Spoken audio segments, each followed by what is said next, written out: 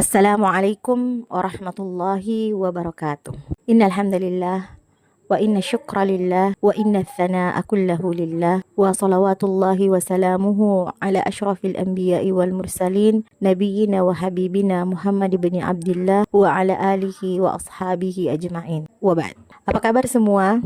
Semoga semuanya berada dalam lindungan dan rahmat Allah Subhanahu wa taala. Mari kita sama-sama berdoa. Semoga Allah memudahkan kita di dalam memahami pelajaran. Pada video pembelajaran kali ini, kita akan belajar sejarah kebudayaan Islam.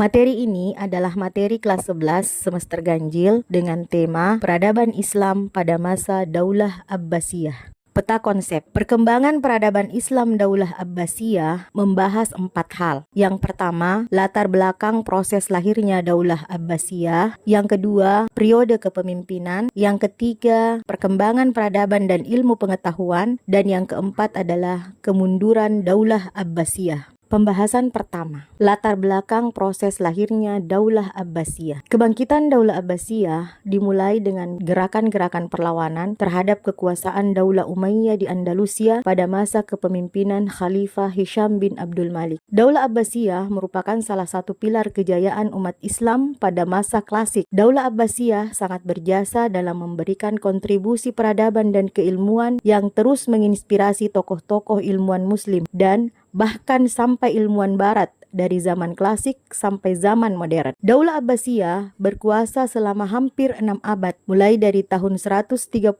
sampai 656 Hijriah atau 750 sampai 1258 Masehi. Daulah Abbasiyah didirikan oleh Abul Abbas As-Saffah dibantu oleh Muslim Al-Khurasani. Pembahasan kedua, periode kepemimpinan. Perkembangan fase pemerintahan dan kepemimpinan Daulah Abbasiyah terbagi ke dalam 5 periode. Dalam setiap periode terjadi perubahan pemegang kekuasaan, sistem pemerintahan dan kebijaksanaan militer. Periode pertama Daulah Abbasiyah mulai tahun 132 sampai 232 Hijriah atau 750 sampai 847 Masehi. Sejak awal pemerintahan ke-9 Abu Ja'far Al-Wathiq, periode ini disebut juga pengaruh Persia pertama.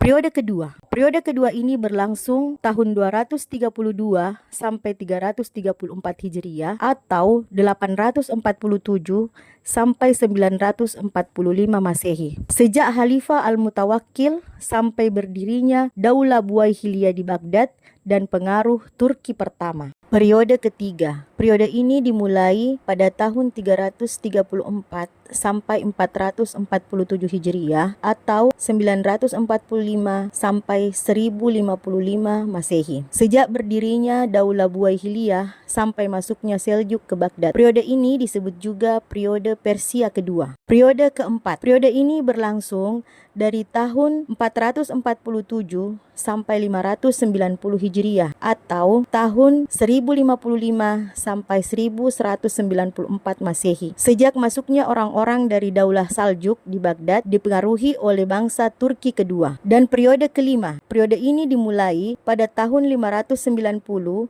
sampai 656 Hijriah atau 1194 sampai 1258 Masehi dan tidak lagi dipengaruhi oleh pihak manapun. Namun, kekuatan politik dan militer Daulah Abbasiyah sudah lemah sehingga kekuasaan mereka hanya meliputi wilayah Irak dan sekitarnya saja. Pembahasan ketiga, perkembangan peradaban dan ilmu pengetahuan pada masa Daulah Abbasiyah. Pada masa sebelumnya, para pelajar dan ulama dalam melakukan aktivitas keilmuan hanya menggunakan lembaran-lembaran yang belum tersusun rapi. Al-Mansur merupakan khalifah pertama yang memberikan perhatian besar terhadap ilmu-ilmu kuno pra-Islam. Faktor kemajuan peradaban Daulah Abbasiyah ada 2. Yang pertama adalah faktor politik, yaitu pindahnya ibu kota negara dari Al-Ansar Al-Hashimiyah ke Baghdad yang dilakukan oleh Khalifah Al-Mansur, serta banyaknya cendekiawan yang diangkat menjadi pegawai pemerintahan dan istana. Yang kedua, faktor sosiografi, yaitu meningkatnya kemakmuran umat Islam dan luasnya wilayah kekuasaan Islam menyebabkan banyaknya orang Romawi dan Persia yang masuk Islam dan kemudian menjadi Muslim yang taat. Indikator kemajuan peradaban Daulah Abbasiyah ada 3. Yang pertama, peradaban ilmu keagamaan. Di bidang ilmu-ilmu agama, pada era Daulah Abbasiyah mencatat dimulainya sistematisasi beberapa cabang keilmuan seperti tafsir, hadis, dan fikih.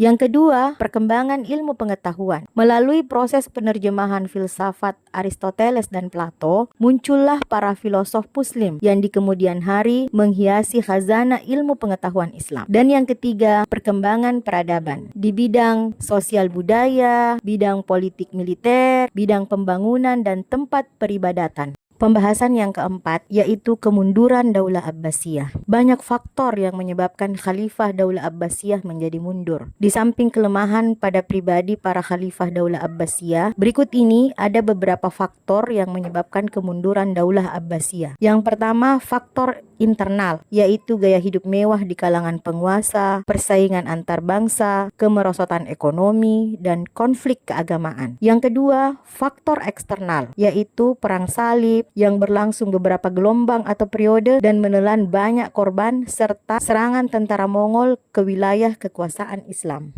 Kesimpulannya, peradaban Islam pada masa Daulah Abbasiyah mencapai puncak kejayaan dan disebut The Golden Age of Islam. Peradaban ini berkembang sangat pesat dari berbagai bidang seperti bidang politik, ekonomi, dan ilmu pengetahuan. Demikianlah video pembelajaran kita pada kesempatan ini. Jazakumullahu khairan. Wassalamualaikum warahmatullahi wabarakatuh.